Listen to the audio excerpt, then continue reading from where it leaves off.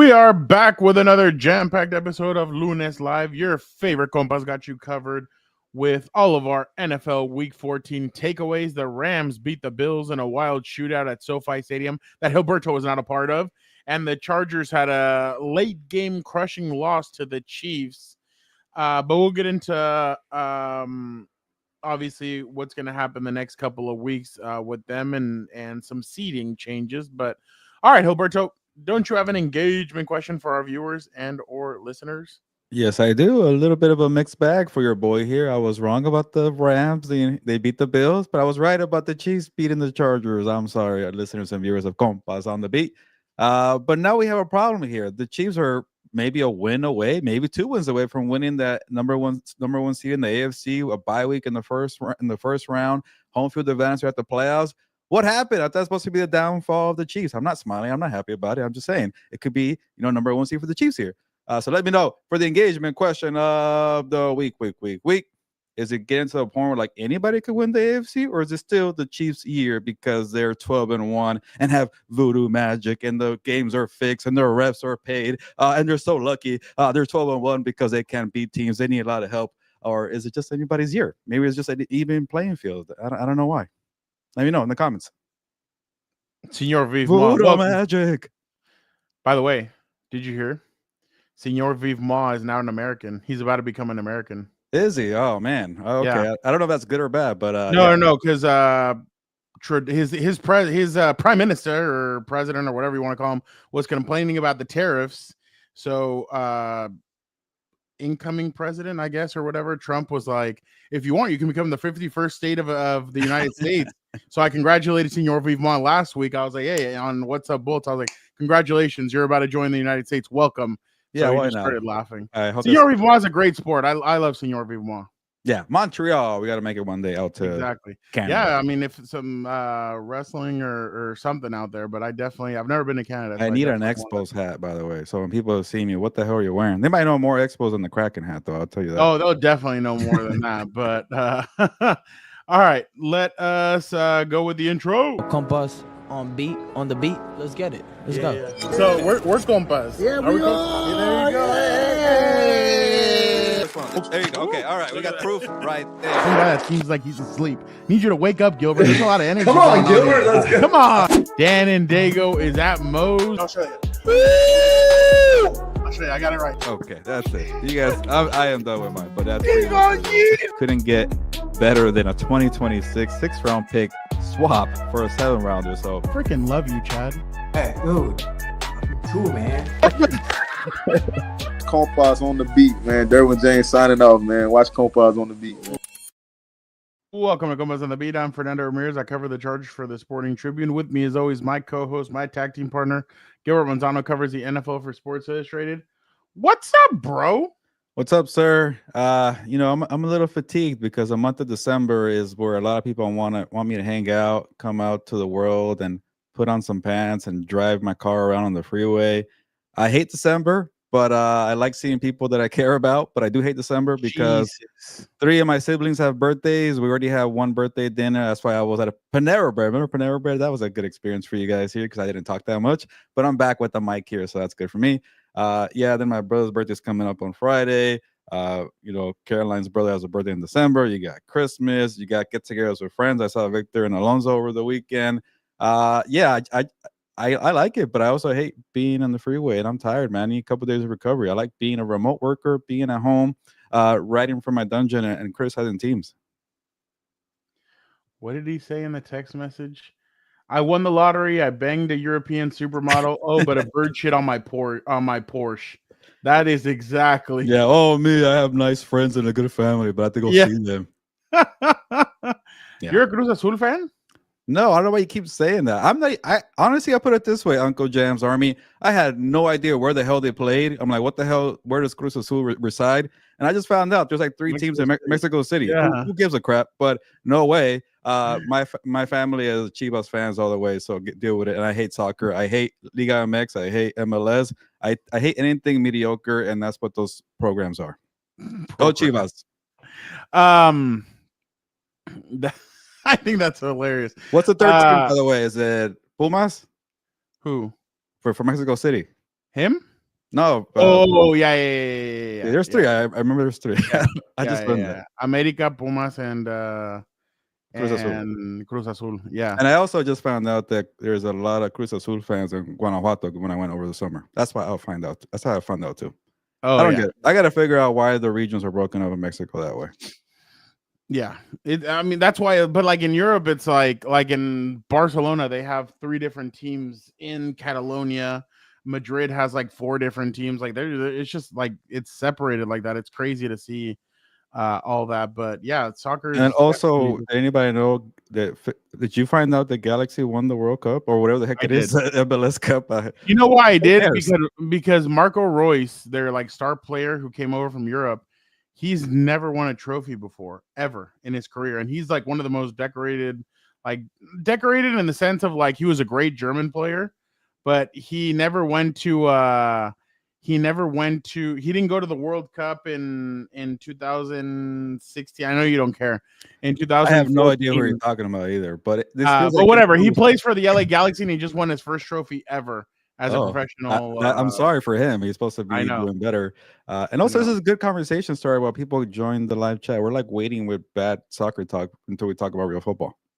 Well, no, and you brought it up, so that's why I was. No, this guy, Uncle Jam's Army. I don't know. Oh yeah, Uncle Jam's Army brought it up. So yeah, come on, include me as one of your own as a Chivas fan by default. I don't know if he's gonna want to do that. Oh my God, Jamar Chase is wearing a 7-Eleven shirt. Because he's always open. Yeah. Also, because the team is always open. The defense is always open. By the way, AJ, like they won yesterday, and AJ Brown and Jalen Hurts having to answer questions about Jalen Brown or AJ Brown. Oh yeah, AJ Brown answering questions. The drama in there is just, I think that's what's going to end up beating that team. They're like 11-2, no? Yeah, or they've lost 3 games, but 2 or 3. 2 games, yeah. 2. Yeah, there you go. I think the dramas was going to end up eating that team alive. Just give the ball to Saquon and shut up. Why are we complaining right now about the passing? Oh, because AJ Brown wants the ball. They remember these guys all have. That's why when people are like, "Oh, they care about their stats," no, they care about hitting their incentives. That is what they want to hit. So he just got a new contract too, man. I don't get why you complain on the first year of a signing bonus, but okay. I know. Yeah. All right, Gilbert. Chargers end up. The Chiefs end up beating the Chargers last night, 19-17. Oof. There was a last second field goal by Matthew Wright. He hits one that Mike hits. Wright. I forgot. I thought it was Matthew. The third kicker. You might be right, honestly. Yeah, I don't remember. He ends up hitting the left part of the what's it called? Upright. The upright, and it ends up going into the inside or whatever. They end up winning the game. 19-17, hard fought game between both teams. I mean, it's not like it wasn't a sloppy game like we saw from the Raiders game or some of these other games that you've seen. It was really just 2 teams slugging it out and trying to see who won. Herbert ended up getting hurt during the second quarter, ended up coming back in. I don't know what happened, but in the second half, he really, I mean, that team stepped it up. Chiefs ended up again taking home the victory, and they were crowned the AFC West champions for the 9th year in a row. Thoughts? Woo. I'll say some good things about the Chargers here. Like, one, it was very impressive to see Justin Herbert, make it work with what the hell he had. Stone Smart, anybody? Like Stone Smart and Quentin Johnson making plays there. Also, by the way, Joshua Palmer, like, he's only good when everybody gets hurt, right? Like when Keenan Allen and Mike Williams got hurt a couple years ago, he was pretty good. And then Ladd McConkey and Will Disley get hurt. All of a sudden, get me the ball. It's my time to shine. So he's like a good number 3, but a weird, like, where he has to be number 1 when everybody else is hurt. So, or whenever he plays against the Chiefs, he does well. Yeah, so I thought he had some great routes there. He got open and made some great catches. It was a physical wide receiver that made plays, but it just, you don't see it enough, and then you wish you would. And it got to a point I'm like, hey, what if they just keep him? But he's just not consistent enough. Anyways, that's not the point here. The point is, it was impressive to see them make it work. It was impressive to see the coaching staff lean on their strengths here. Obviously, you got some good tackles here. So, let Justin Herbert kind of figure it out, get open and make a play, and he'll give you the ball here. So, and also it was good situation of football. Here's the only mistake that the Chargers did was, well, obviously falling behind 13-0 was not a good start, but you can't give Mahomes a ball last year in a one-score game. We all know that they win games in various ways, voodoo magic or fixed games or whatever you want to call it, and one-score games for the Chiefs. So the game of Mahomes, the ball lasts. But honestly, that blueprint right there was maybe the right way to beat the Chiefs in the postseason because let's face it, you're probably have to go to Arrowhead Stadium. They might get the number 1 seed. It's going to get freaking cold out there. You better play some big boy physical football, situational football, good clock management. And to the credit of the Chargers, it was pretty even on the time of possession there. I think 30 minutes, 29 every yard, everything was so even between both teams. So that's why it came down to the last possession for the Chiefs there. And then the Chargers did it great at the end. Was a touchdown, field goal. I think maybe that's where you finish that one out. Yeah. Get a touchdown right there. That's where you maybe hurt yourself. But with the limited options that Herbert had, also the defense playing well, that defense put a lot of pressure on Mahomes. They got some problems there with the tackle spots there. But I feel like a good playoff game. And obviously, you hit the I guess the point there with the upright. You could call it lucky or whatever, but I call it a good situation of football. And I honestly thought they're gonna maybe blow it by set. I hate when teams when they get in field goal range late and they're gonna go for the final kick as time expires. Like you're really counting on the kicker making the field goal. You're really counting on not having a blocked field goal. You're playing with fire. So I didn't like that from the Chiefs' part. But yeah, there you go. A little bit of luck with the doink there on your third kicker too. I'm like, just go for the damn touchdown. That's your third kicker right here. But they were pretty close enough. The kicker was so relieved that went through. Doink for the division, as Mike Tirico said. But I do feel for Chargers fans because I know they're very eager for this Jim Harbaugh era. But I think that game showed me that good coaching gets you a long way when even things look pretty dire in terms of playmakers. So keep getting playmakers, keep building depth, and you're in the right position here. But yeah, I'll get to my takeaways in a bit, but I'm kind of tired of people saying the Chiefs are lucky. There was 3. Oh, my bad. Go ahead. So, what do you guys think about Smart? I mean, he's a good pass catcher, but the thing is, Jim wants tight end. That's why Tucker. God, what's his name? That's why the other tight ends get more play. The Tucker Fisk. That's why those guys get more play because they can block. I mean, notice what they did at one point. They put Scott Matlock and Tucker Fisk on the left-hand side. Yeah. And then they would have those two block and engage Rashawn Slater's guy. Rashawn Slater would come around, swing around, and end up leading blocking for them. So, I mean, if you're able to get J.K. Dobbins back and you can be creative like that with the run scheme, it is going to be a lot more lethal. But the thing is with Stone Smart, that's why at some points it was rough watching Antonio Gates at the end because you knew if Antonio Gates was coming in, they were throwing the ball. He didn't like run blocking at the end, and I get it, but if Stone Smart's gonna be in there, he's gonna need to be able to block a lot better. So that's kind of be the thing with him. There was 3 miscues that I thought cost him the game at the end. 1, Jim Harbaugh. Well, Herbert taking that sack in the red zone, and so I'm going to go 4. Herbert taking that sack. He had Darius Davis open. The problem is that Darius Davis, to me, I feel like is a guy that would like pop it up and could get intercepted. And I'm not trying to be like, I just don't know if Herbert. The thing is, and a lot of fans were getting mad about Herbert yesterday, but I'm like, dude, you have to be able to have trust. And Herbert sometimes, like, you could tell he just doesn't trust some of these guys. And there's nothing wrong. I mean, there's something wrong with it, but like, I don't know.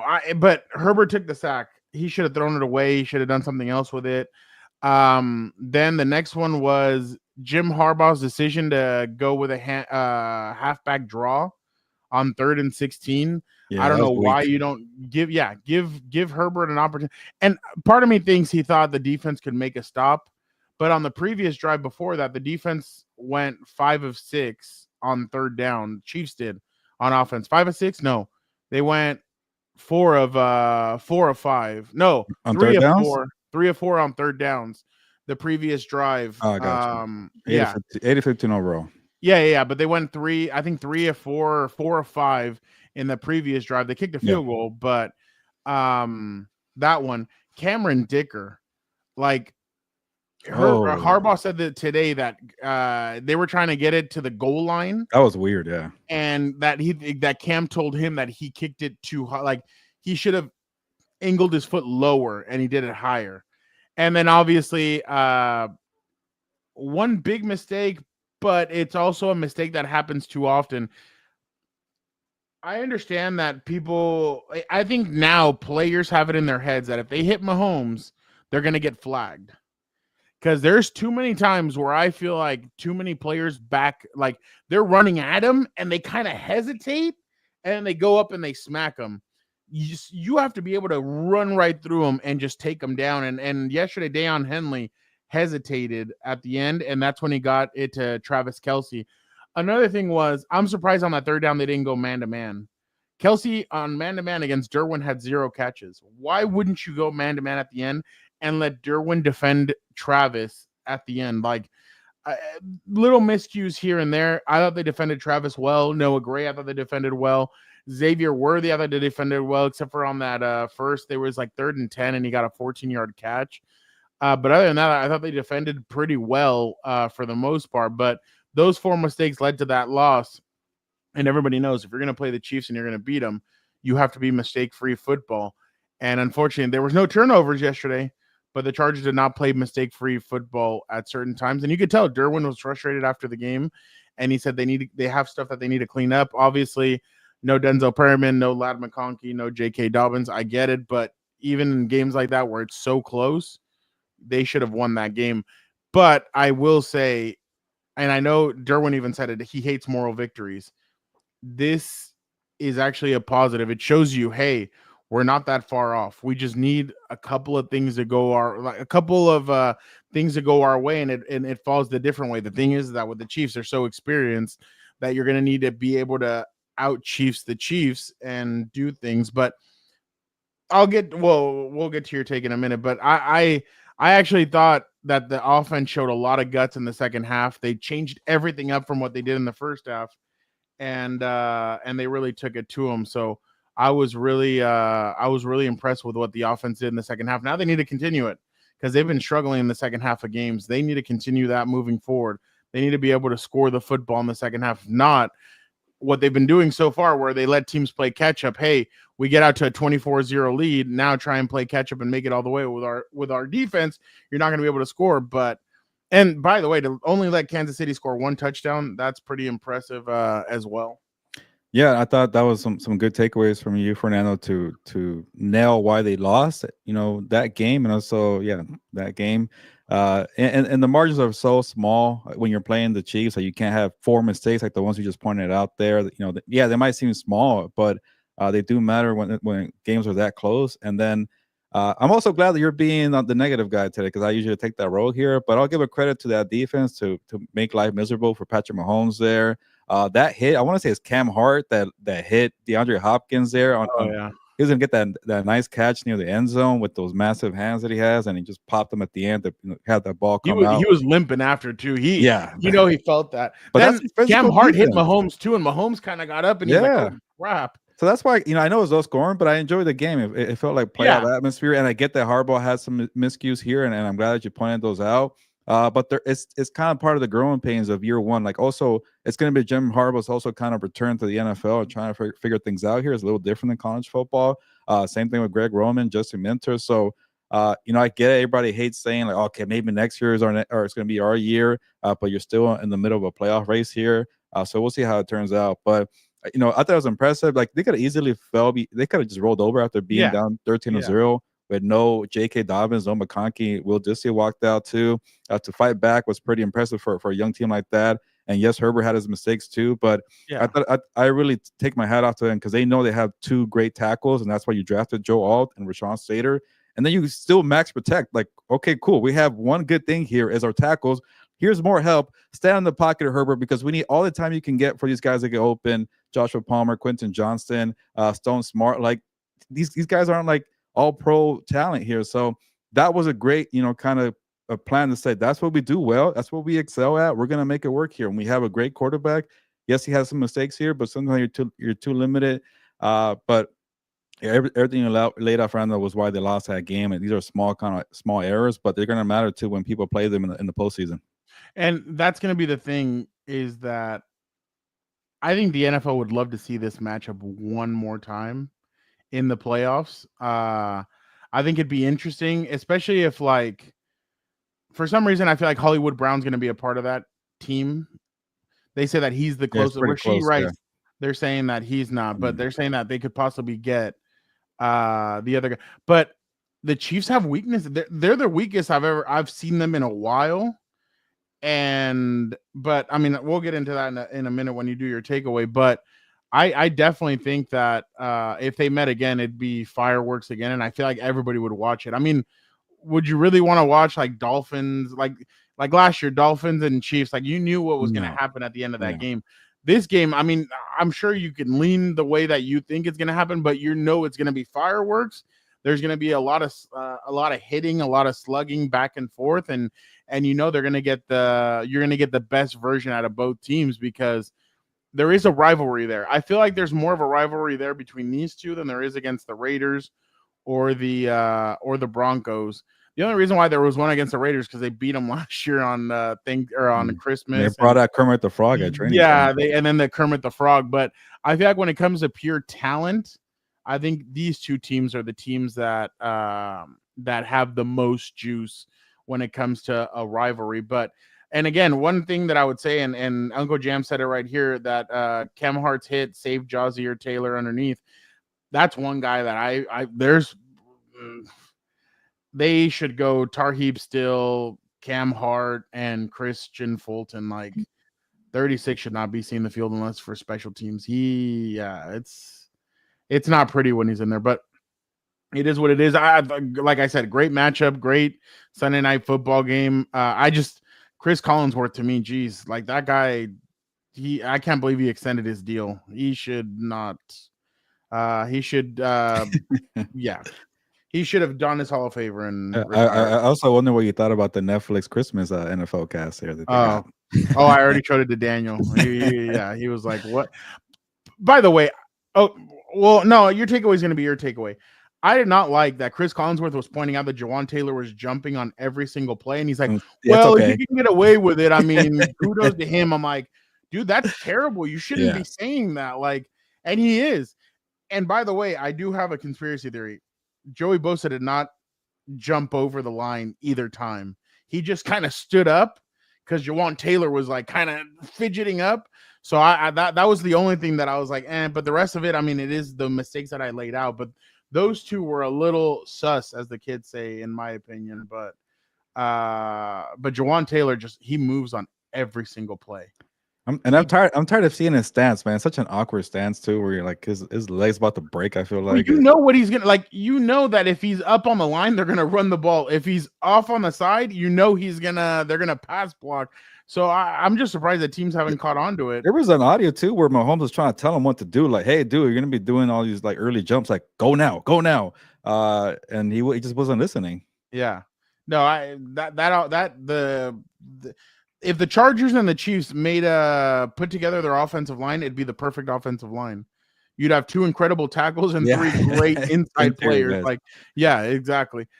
Gilbert, the game that took everybody by surprise was the Rams against the Bills, 44-42. What slobber knocker, in the words of good old JR.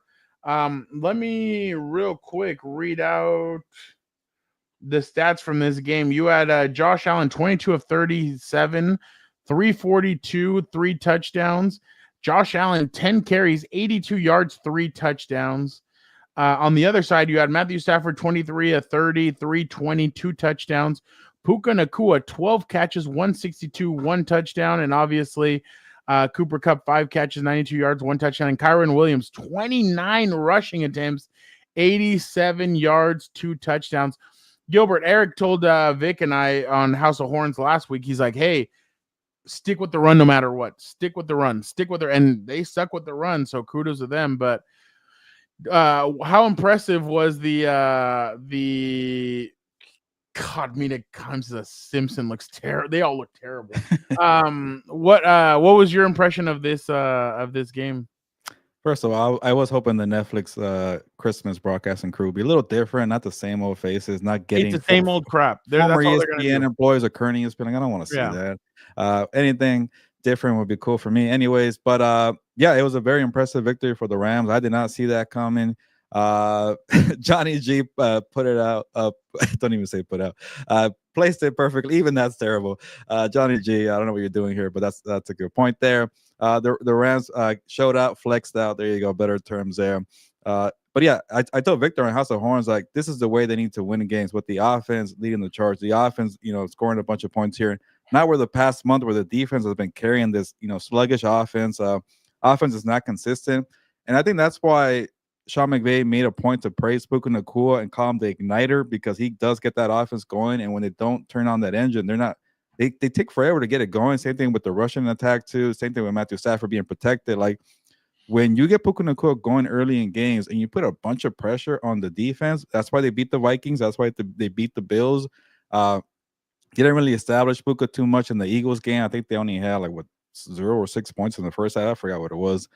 In Philly, and they got or Philly and LA, but they got beat down. Anyways, the whole point is Puka Nacua is, I don't know if I should say this, but probably the most important player on the Rams. I know you got Matthew Stafford. You got some, other good players on there, but I think when Puka Nacua gets going, if you check the stats and you check when he has 100 yards receiving or when he gets going in the first half, they tend to win the game there. So Puka Nacua is very fun to watch. He got hurt for those 5 games there, and that's why they fell behind 1-4 with the record. But if they're consistent and they keep doing this every single week, then yeah, they get in. They're very dangerous. But for a second, I didn't think they're going to do it, and that's why I lost my patience with this team. They got lucky to beat the Patriots. They got lucky to beat the Saints.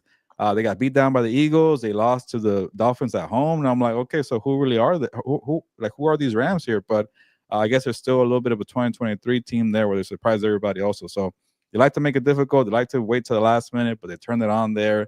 But now they have a very tough game on short notice or short week against the 49ers, a big-time matchup there. The 49ers beat down those terrible Chicago Bears. But yeah, they're very dangerous. And Fernando going to the Bills, man. I know some people they didn't like my take here, and a lot of people were saying, "Oh, it's just one loss for the Bills here, playing a good team. They'll be fine." I'm like, will they really be fine? Like we saw in the fourth quarter the difference between Sean McVay and Sean McDermott. Like the Sean in LA is much better than one in Buffalo, and he was making some weird coaching moves here, and reminded me, not to that extent, but it reminded me of the meltdown in Houston. It reminded me of other meltdowns that Sean McDermott has, and I kind of start feeling like Josh Allen might be a one-man team. He's making it work, and if he gets MVP, whatever, I'm okay with it. I don't want to see Lamar Jackson win it again. It was Saquon Barkley. That's cool too. But the defense doesn't have that much talent, and the one calling the shots on defense is Sean McDermott.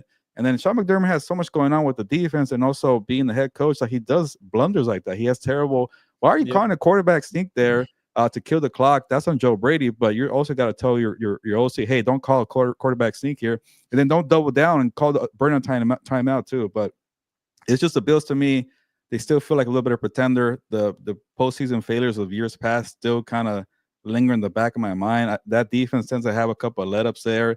And then Victor reminded me that the game plan that the Rams had was similar to the Ravens, like playing a lot of play action, run heavy, and they couldn't stop it. And I think Eric was the one that said they have small DB. So good luck trying to play maybe the Ravens or the Steelers or the Chiefs in the playoffs. And don't tell me about the Bills being the Chiefs a couple of weeks ago. They got them at home. Now, because you lost, you're probably going to give up home field advantage. So these Bills, I don't care for them. And we'll get to them eventually. But I think they reminded me like, oh, they're still that same Bills. But everybody keeps saying it was one bad game. Get out of here. I think the Bills still have a lot of flaws here.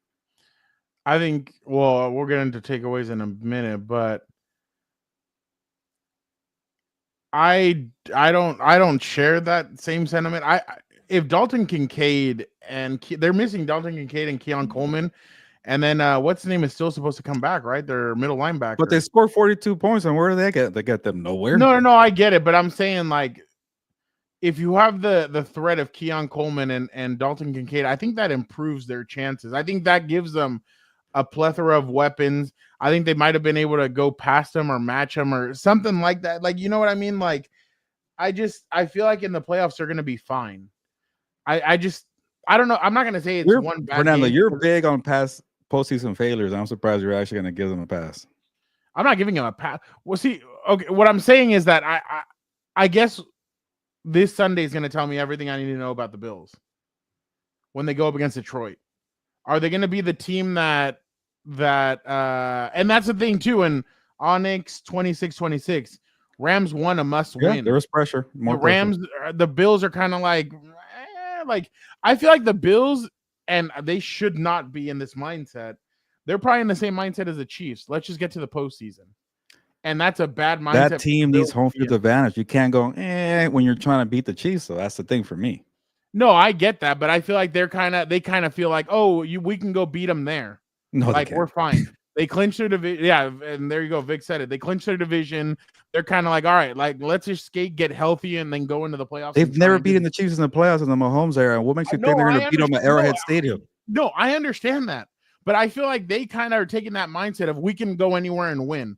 We don't need to be at home to win. How when you never made the Super Bowl? I don't get this. I know, mindset. I understand that, but what I'm saying is like last year proved that even if they had home field advantage, the Chiefs still beat them. That's what last year showed them. So now they kind of, I think, in their head are saying we can go into Arrowhead and win, or we can go into Pittsburgh and win, or we can go into wherever and we can win.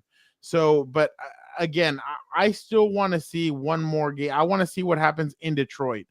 If they lose to Detroit, then I'm going to be like, all right, yeah, no, this team is very fraudulent. But for some reason, I feel like they're better equipped to play a team like the Chiefs, who they have weapons, but they don't have weapons, if that makes like Travis Kelce slowed down. Like Travis Kelce is completely slowed down. Yeah. He doesn't even look like the same Travis Kelce from last year. Like he is just now Antonio Gates. Catch, drop, catch, drop, catch, drop.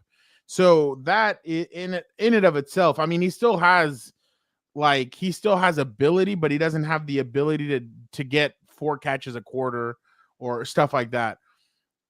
Xavier Worthy, he's more of a home run hitter. Like if he can hit one, perfect. We just need you for 1 catch. DeAndre Hopkins. That dude can make plays regardless, but he's not the same DeAndre Hopkins of a couple years ago. Now on the Bills side, there's inconsistencies. Amari Cooper wakes up, then goes back to sleep, then wakes up, goes back to sleep.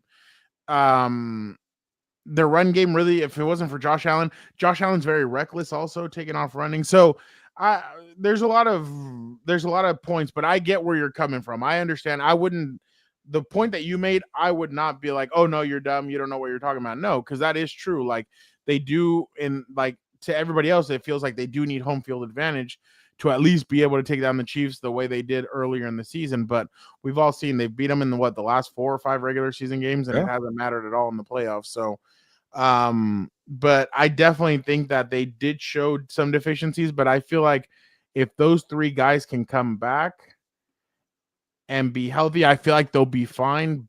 But that's kind of the big if. But I was impressed with the Rams. I think the Rams showed exactly what they need to do. Now, this might be a very, very, very hot take. The Rams need to go find their future quarterback. You cannot let Puka Nacua, once Matthew Stafford is either done or they're done with him, you cannot let Sam Darnold or anybody? No. But what I'm saying is like you can't let 2 or 3 years of question marks and projects come in. Yeah. Like you either need to draft a young quarterback and develop him for the next year, 2 years. I'm just saying they need to have a contingency plan for when Matthew Stafford is no longer as the quarterback. I feel like they need to have a quarterback ready to go behind. I guess they're drafting maybe like a Quinn Ewers or Carson Beck if they fall.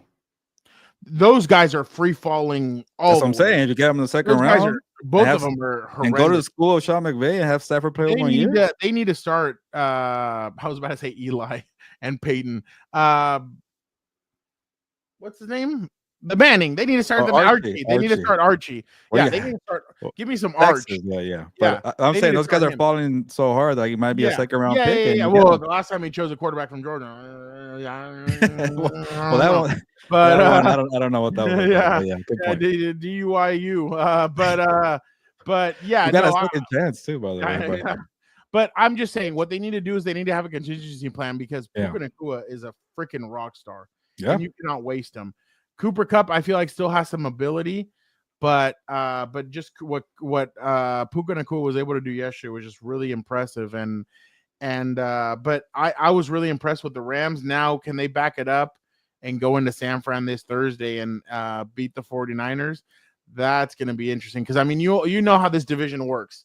Everybody has each other's number, and well, not anymore because Pete Carroll's now gone from the division, but I definitely, yeah. Having Puka on a rookie deal is huge. Yeah, it definitely is because he's going to be a top earner in 2 years. Probably they're going to wait till next offseason, I think, and in his 4th year, they're going to give him that contract extension. But I definitely think that they have a huge game coming up on Thursday. One thing's for sure in the NFC West, you could fork the Arizona Cardinals. I'm done with them. But yeah, we can move on. They suck. Wow. 3-game losing streak. I'm done with Kyler Murray. I've been ripping That's Kyler Murray in my stories lately too. Have you really? Yeah, I've been saying that they should probably bring competition or maybe move on. That 5 interceptions in a 3-game losing streak. He can't push the ball downfield. when the Seahawks jumped out to a fat lead, I was like, wow. I'm like, that's Seahawks, man. They're not going away. They're saying, hey, this. They're like, we're battling back there, Fernando. That's a good They're one. like, we're battling for you, Fernando. I'm like, I appreciate that. Thank you guys so much. Ready to give up, though. Let's not forget. But huh? You were ready to give up a little bit. Well, yeah, because they went through it, but I didn't fork anybody. See, that's why I wait till fork and I don't have patience. I fork people all the time. Yeah, no, I know you don't, but because the bird pissed on or shitted on your Porsche. But I definitely want to see what this division comes down. It's going to come down to who plays at the end. Week 18, Seahawks and the Rams. That's going to be the Sunday Night Football game. Watch. Oh yeah. It won't be Cardinals 49ers. Get out of here. No. In a redraft, would the Cardinals take a quarterback instead of MHJ? Yeah, that's what I wrote. I said they got lucky. They got the 4th pick because they would have thought long and hard about Drake May, Jaden Daniels, or Caleb Williams. And I'm sure Marvin Harrison Jr. is probably thinking, like, what the hell is going on here? I would rather take the Jaden Daniels or Drake May over Caleb Williams. But yeah, I completely agree. Looking at it now, yeah. No. Looking at it back then, Dan and I were on it. We said no. I'm just trying to give you some points here. And Caleb Williams was really bad against a very soft 49ers defense. That's not good. I saw some of the body language from the rest of his players around him, and they don't believe. I don't know if they believe in him. Yeah, they've checked out. You need to go get but we're both like they need to go get an offensive minded head coach. I don't know about that. I think they need a hard ass. Really? That team hasn't done anything in decades. They need somebody to lay the law. Get Mike Vrabel or get Bill Belichick. Like somebody that's going to tell Caleb Williams, sit down, shut up and listen, and play within the structure of the scheme here. Also, all the dumbasses around here have done nothing right in 30 years. I'm laying down the law here. They need somebody like that. But then my question is, the offensive coordinator, who's it going to be for Bill? Josh McDaniels? Well, I think Josh actually might not be that bad for him. Yeah, I know that'd be weird. But how about Mike Vrabel? Then he could hire somebody. But Mike Vrabel, who's he gonna bring in as the OC?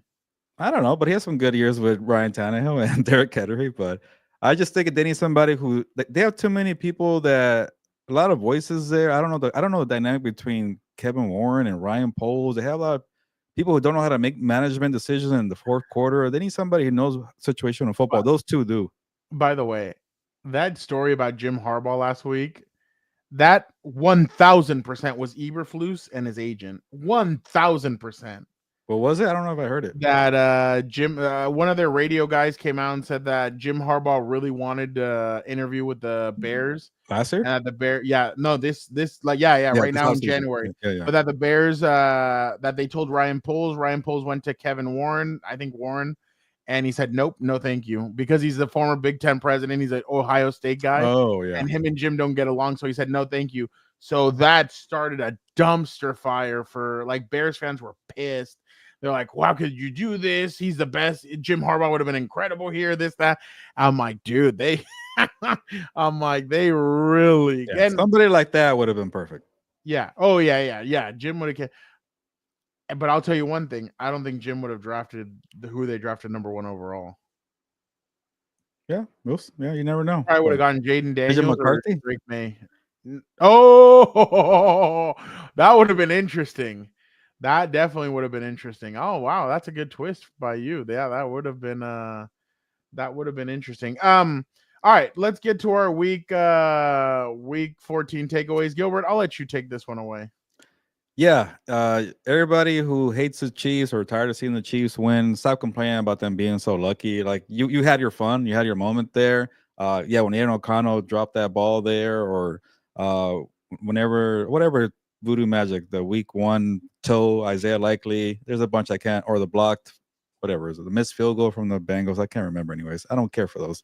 The point is you had your moment, and now you're going to let the Chiefs go take the number 1 seed in the AFC.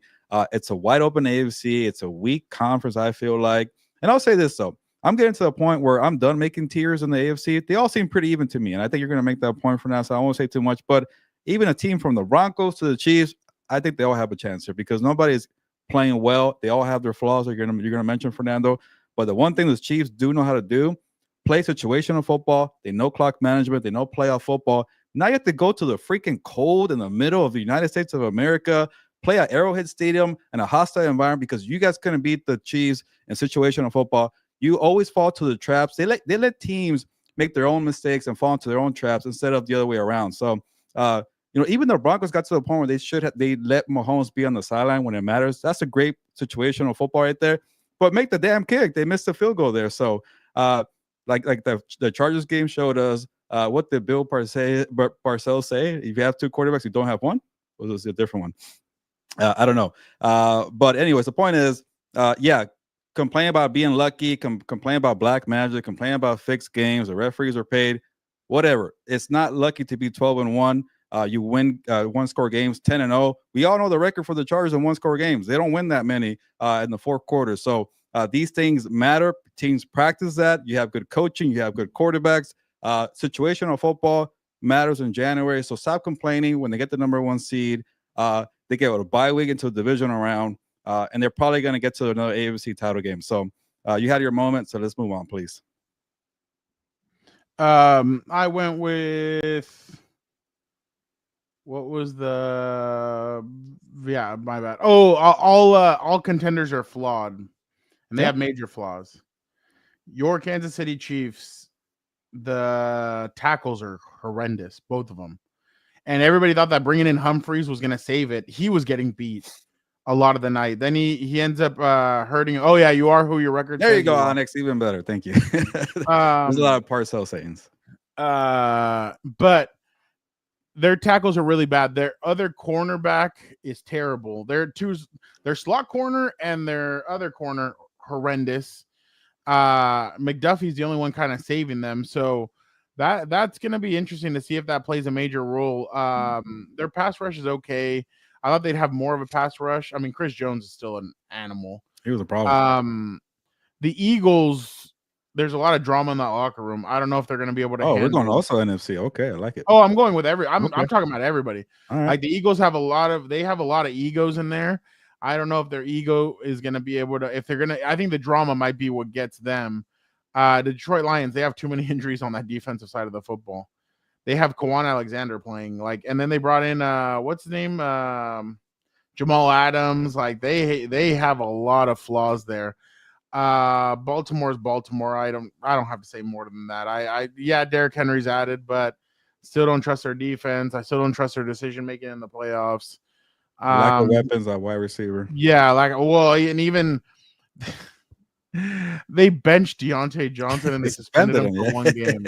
Like, what's wrong with that guy, man? Like, he had problems with freaking Mike Tomlin too. But he was quiet in Carolina, but yeah, whatever. But because he didn't play and they were shit. I don't know if you can call the Steelers contenders, but I just don't buy the Steelers hype either. I mean, they've done all right, but I just don't believe in what they're doing. So even them, I'm like, I'll let you finish before I disagree. But yeah. And then the Minnesota Vikings. Minnesota's actually pretty. Oh yeah, they don't have a flaw now. No, they do. Their offensive line's a little bit of a flaw. I feel like their defense can. Yeah, exactly. I feel like their defense can be had at times. But I definitely think. I like that you're thinking hard about them having a major flaw. That says a lot.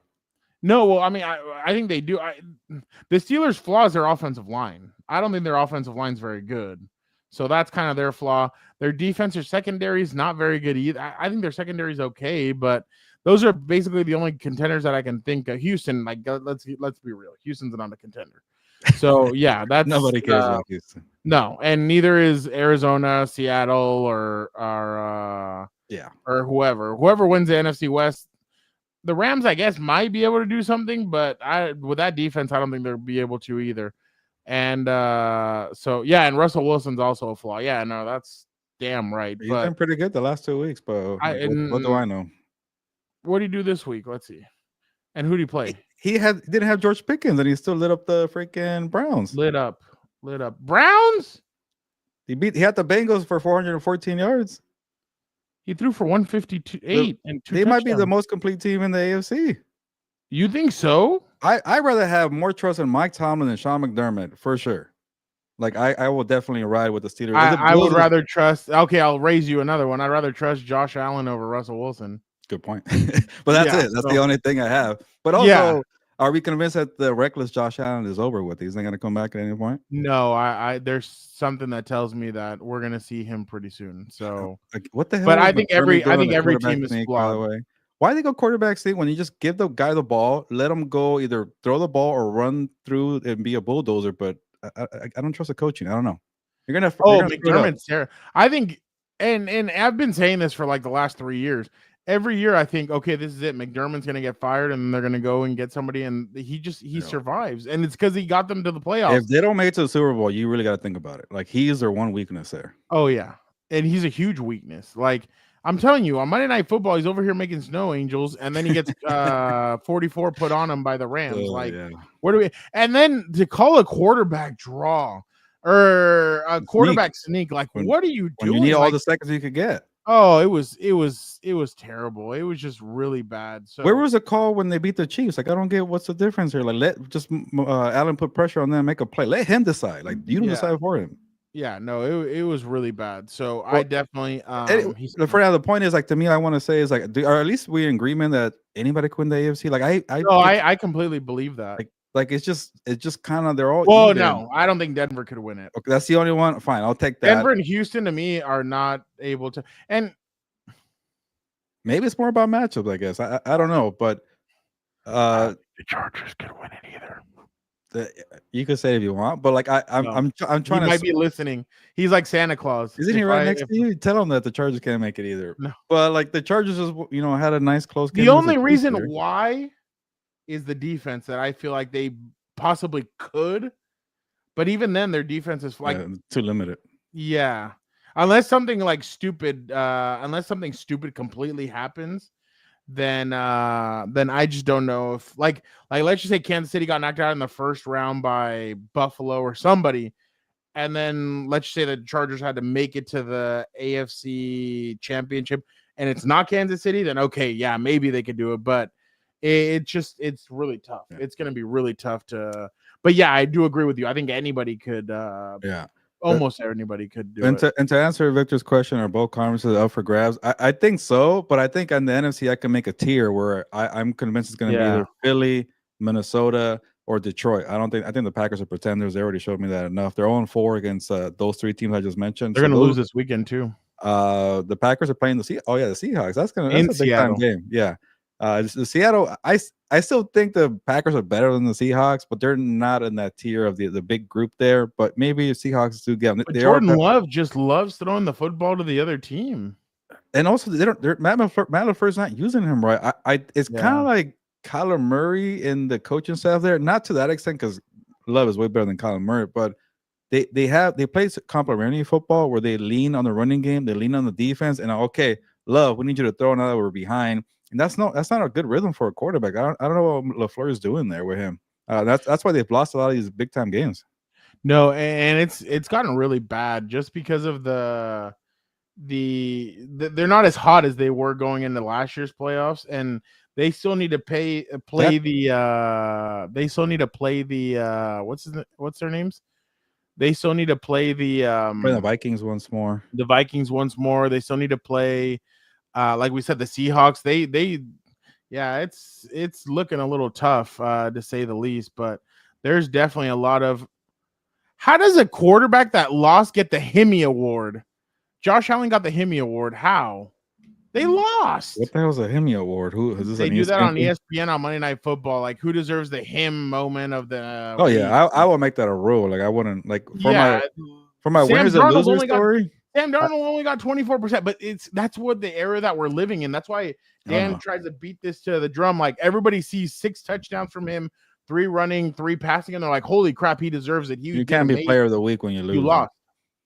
Yeah, you lost, Freeze. I'm with that. I think not. Bombs away, Batman.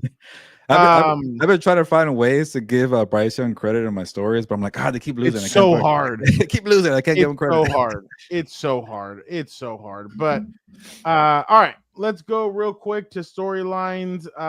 Is Mike Macdonald the biggest X factor in the NFC West, Gilbert, after they beat and swept the Cardinals on a road win 30-18, where you could hear chants of Seahawks in State Fart Stadium?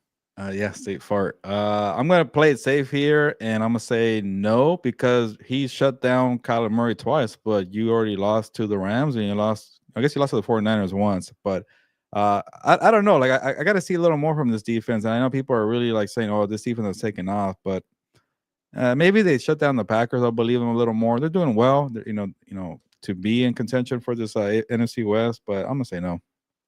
I will say yes. I think he's going to be the difference. I think his defense is going to have to be the difference if the Seahawks are going to make the playoffs. And as of right now, it's looking good. But then you look, and they have a tough schedule to end it. The Packers come there, the Vikings come there, and then they go to the Bears, and then they end at the Rams. So they're going to need to win 3. Geno Smith is more the X factor. If he gets in a heater, then I'll definitely believe.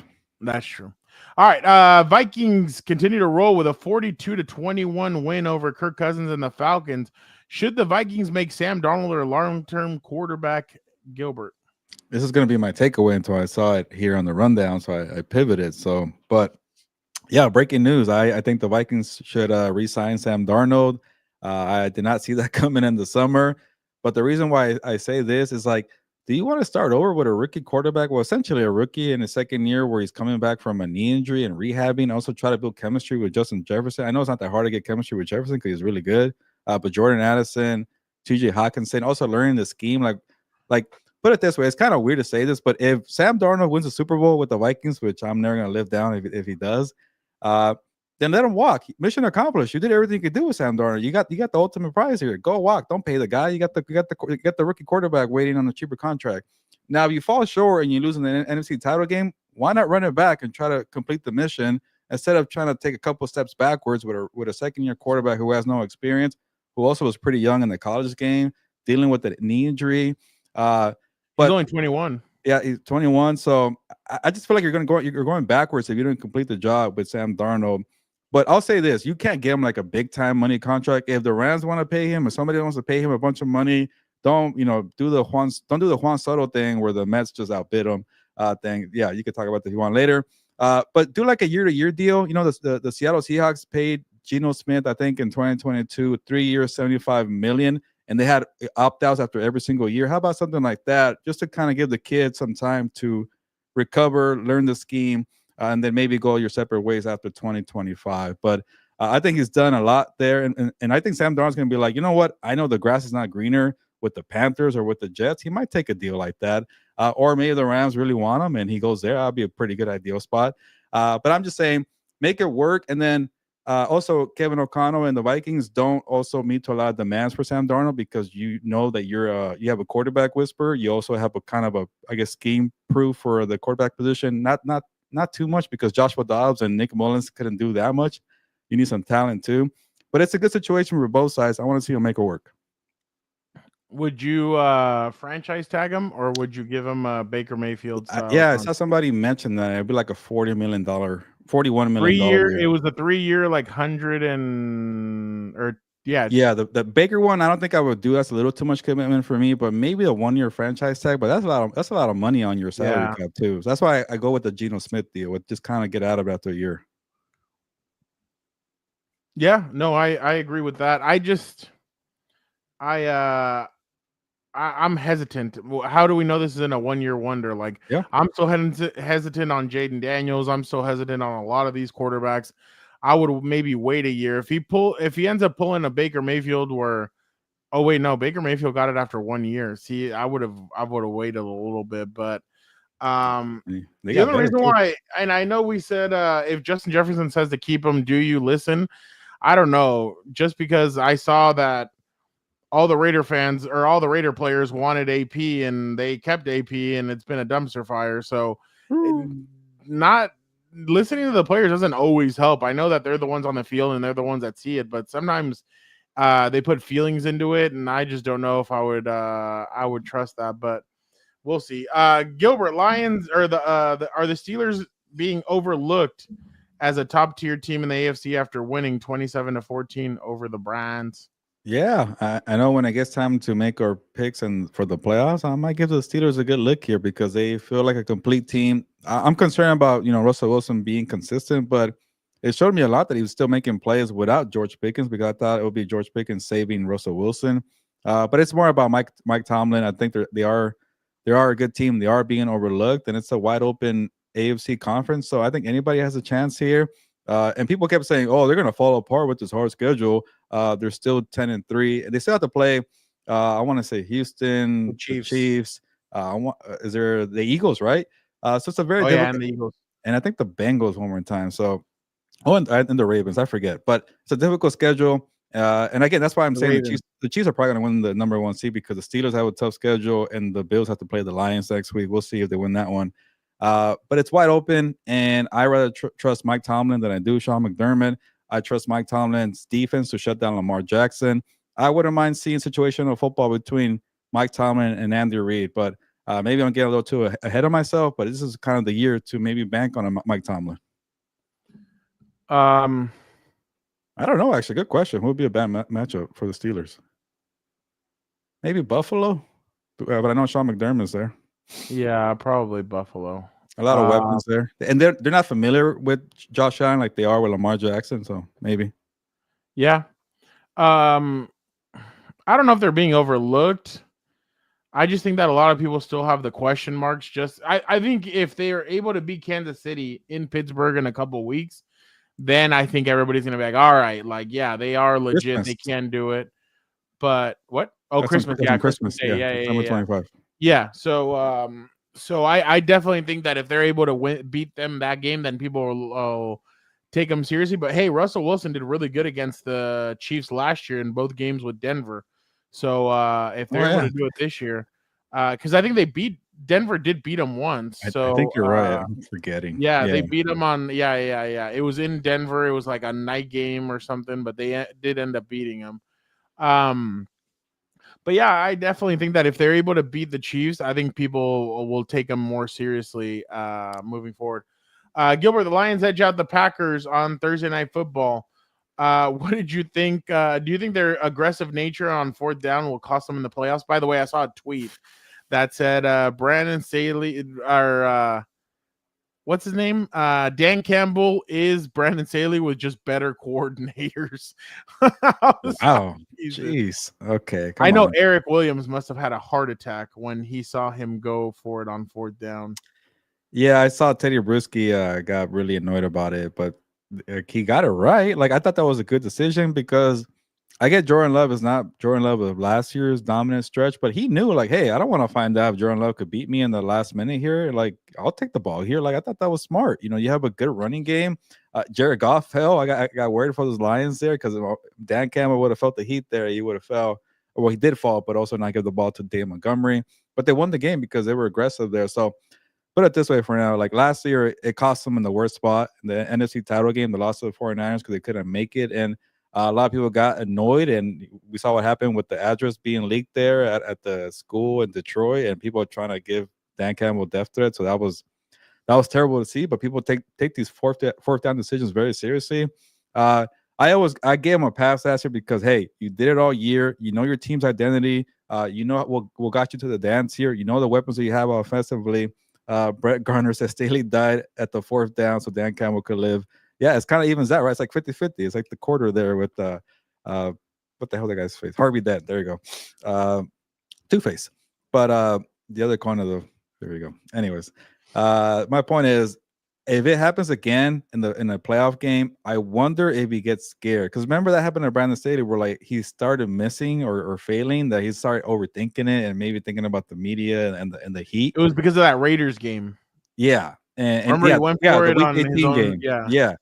So I hope he doesn't have that, but he looks confident. He knows what the hell he's doing. I bet when he in that fourth down decision against the Packers, he knew in his mind. He was just waiting to call a timeout. He already knew what the hell he was gonna do, and went boop. And he had a great poker face, and he also missed earlier in the game, behind his own end, or I guess his own near his own end zone. And I thought maybe he would waver from it and be a little scared, but he didn't, and I kind of like that. But I do get it. There's a point where hey, you can't be reckless. It's a gut feeling, situational football, like I've been saying all day. That matters. So I hope he has a good kind of post for it. But who has a better post on their team than Dan Campbell does? Not many. So I'll trust them. Yeah. I mean, my thing is that is he going to be able to sustain it? And damned if you do, damned if you don't. If they would have lost that game, everybody would have been pointing to that. So, I definitely think that I definitely think that they could have. I think that's what freaked people out is the play design.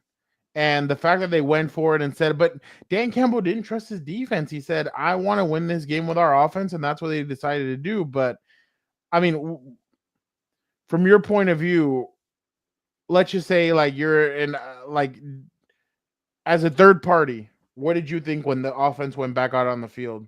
Oh, I loved it, but I guess maybe I'm the wrong person to ask. I'm okay with being aggressive there.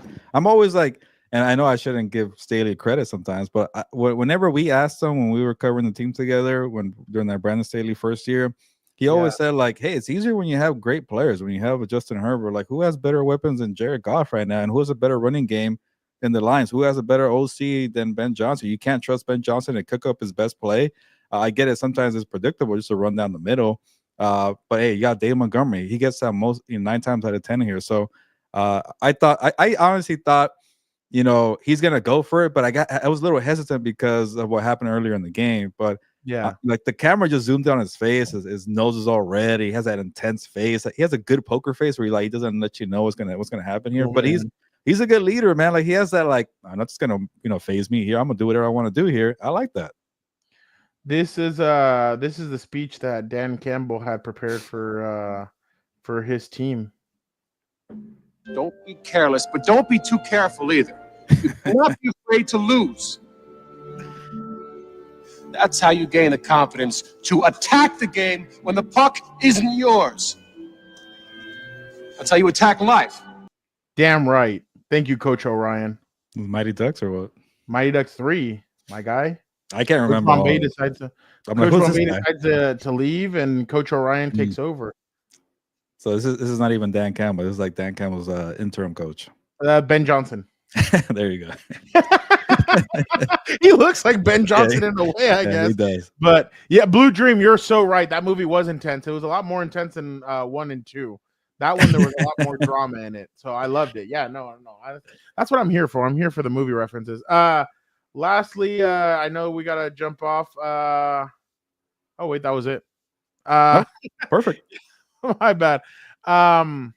Again, I mean, we're getting to the last 4 games of the season, so it's about to get interesting these next couple of weeks. But I'm definitely interested to see how it all shakes out. On the Chargers side, you have, we said Gilbert, they needed to go either 2-2 or better in this 4-game stretch. They went 2-2. That's all you could ask for. They did it. And then we got a tough team in Tampa Bay this week too, though. Yeah, well, they already got a break. Did you hear that? I know. I saw Brett. Yeah. Sorry, they're Olympic champions. They, I don't know if you heard, but Antoine Winfield Jr. out. I saw that. The next couple of weeks, so they got a break there. They're waiting to hear on Bucky Irving to see if he's gonna play or not. So they're starting to get healthy, and then I got a bunch of injuries again. Yeah, exactly. But they're in first place. Maybe when they're in first place, they get hurt. It's weird. I don't know how all that's gonna work, but yeah, the Chargers have a tough game.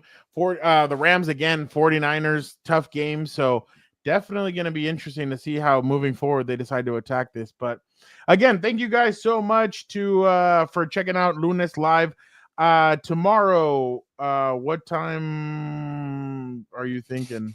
We're gonna do House of Horns before, around probably 5:30 to 6:30. So maybe after that, 6:45. Yeah, 6:30, 6:45. All right, perfect. Dan and I will be doing What's Up Bolts on Wednesday. Probably around. I'm sure everybody enjoyed Jaguars Titans on Sunday. That 10-6 game was awesome. Oh, I was pissed. I chose the Titans because I went Jaguars. I was one of the few people to pick them.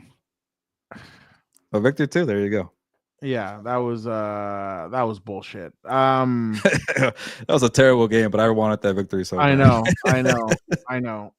This time last year, the Dolphins and Jaguars were 9-3, but the Dolphins were the next big thing. Yeah. By the way, I don't want to see them anymore. They can't win in cold weather. They're done. The fact that everybody's still trying to hold out hope for Miami, I'm like, dude, they're done. They were giving them credit for beating the Jets this weekend in Miami. Get the hell out of here. Oh, and then my brother wasn't too happy because they invited the Booms, the Costco family. So he was hoping they would lose, so he could be like, "This is why you don't invite these idiots on." Wait, who invited them? That happens, huh? The Dolphins invited them. Yeah, the Boom family, the Boom. Yeah, they invited them. So wow, okay. Miami. But the Dolphins have a tough schedule. They still have to go. They still go where? They don't have a chance. We know already the AFC is set. Like, don't even waste. Yeah, the AFC kind of is set. I know the Colts play the Broncos and Miami. They go to the Texans, then the 49ers come there. Then they go to the Browns and the Jets, where it's going to be snowing. They're not going to win either one of those games. So, yeah. By the way, December 17th, don't forget Ayahuasca dropping Aaron Rodgers' documentary. I'm gonna tune into that. I'm okay. You get to watch a documentary about a dude doing like drugs. Like, I am definitely interested to see that. Yeah, hit the likes, everybody. Please make sure you subscribe, hit the notification button to get a heads up when we're going live. Yeah, Dan and I will probably jump on around 6:30 on Wednesday for What's Up Bolts. Big game. They're going to Tampa Bay. We love you, Gilberto, but that Kraken's hat stays in the closet, man. My God. I like the hat, man, but I got to rep the Compas on the beat. Check out the merch site, link in the description, by the way. But yeah, exactly. But Chargers need to find their swag with the Rizzler coming to meet the team. Are you serious, or is this actually just a joke? They're talking about that little fat kid, the little chubby kid. Yeah. But again, interesting week of House of Horns. Oh, an extra House of Horns. So what are you gonna do? What are you doing on Thursday? That's interesting. Oh, we're gonna do House of Horns, and then you're gonna do. But we're actually gonna do probably Gilberto's hour on Wednesday. So what did you say? What time you're gonna do it on Wednesday? Probably around 6:30. All right, I gotta talk to Victor. Maybe before, but we'll see. Yeah, so doubleheader on Wednesday. Oh, okay. Yeah, so make sure you guys tune in. We got a bunch of stuff. Oh, thank you, Blue Dream. He says Compas merch on the Christmas list already. Hey, Appreciate it, Blue Dream. Don't forget your sticker. Put it start it up when Dan joins tomorrow, Gilbert, if you want to set him off. What was that? About the Rizzler and the. Oh, yeah. And then I'll remind them how the Chiefs are going to get the #1 seed, and it'll be fun. But all right, we appreciate everybody. Have a great rest of your evening. I will be watching Monday Night Raw. I will not be watching that crap. Simpsons. What, Get Simpsons? the hell out of here. No, hell. I don't even have Disney Plus. That's like for people who are gonna smoke something fun and just sit there and be like, dude, Homer Simpson's running the ball, man. So yeah, no, I'm good on all that. But again, we appreciate you guys so much. Thank you. Don't forget about everything tomorrow. Don't forget, we will be jumping on all four compas. You can hear what Dan and Gilberto got to say. Now that Gilbert can actually talk, it'll be interesting to see. Dan hated that. That kind of made me feel better. Like, he actually likes me. You know what's funny? You hear my thoughts. Like, you jumped out, and we still were talking, chatting, and good. Yeah, that's what I hoped for. Yeah, exactly. So Vic, Dan, and I had a good conversation, and then Vic and I had a good conversation with Eric. We had a good breakdown of the Rams game. I think one Rams fan said, "You're welcome whenever." And I was like, "Oh, I appreciate it." So okay, there you go. I was like, "Oh, yeah, okay." Like this guy's not so negative like the other guy, the guy with the mustache. Freaking! Oh, I would have been awful last week talking about the Bills game. Like, oh, they have no chance. Oh, dude, I kind of was like that in a sense. Like, I was just like, I don't know. But at least you're nicer. But I'm more like, no, they suck. No, they're good. Well, I still like. Do you still believe you believe in them right now, or are you still on the fence? I'm still on the fence because on 1 week thing. I don't know. They're not consistent all year. Yeah, and especially because they play on Thursday. So that's I wouldn't rule out the 49ers, but we'll get to that tomorrow. Yeah, exactly. There you go. House of Horns will get on it. Have you gone to go see Red One? What the hell is that? The one with The Rock and that terrible. Santa Claus movie. That looks kind of bad. You're a watched it? Rock fan. I thought you'd go watch it. Oh yeah, I like his promos from the '90s, but I don't like his movies. No more Panera, Gilbert. When is the pod coming? When the pod Hey, is the coming? broccoli cheddar soup with mac and cheese. I don't know, man. I might have to go back. But There you go. when is the pod coming up? I guess whenever we put the audio, right? No, he said no more Panera when the pod is Uh-oh. coming up, Gilbert. Yeah, like I mentioned, man, in the start of the show, Brett, December is just too many events here, and I was trying to squeeze in everything. By the way, you forgot a special birthday in December. is your brother? You didn't tell me your brother's birthday? No. Yeah, it's coming up. When is it? Not this Friday. I had a next feeling though, but I was like, damn, did I miss it? I was getting No. It's coming. up. well, give me the date so I can remember. Once December 20th, a very special day in all of our lives. See, that's another one. Yeah, The world was blessed. that's wild. Yeah, I got 3 siblings. Caroline's brother. I got Dan and Diego, who's also a brother. Yeah, There you go. So yes, 5 people. yeah. But shout out. All right, we appreciate you guys so much. Thank you guys so much. But for the time being, Gilbert, time to vámonos. Yeah, let's get out of here. And Fernando, you haven't played any Christmas music to annoy me. You're awesome. Thank you for that. But I don't want to get copyrighted. Yeah, there you go. Awesome. Shout out to you, Brett. That is some awesome soup there, cheddar, broccoli, and also tomato. A little underrated. I know people don't like tomato as much, but I'm cool with it. Yeah. No. Feliz Navidad, because it's a Mexican show here. But on that note, Feliz Navidad. Navidad, people. That's how white people say it. Muchas gracias. Muchas gracias por todo the support here. There you go. Y nos vamos, pues, vámonos. Selena Gomez over here.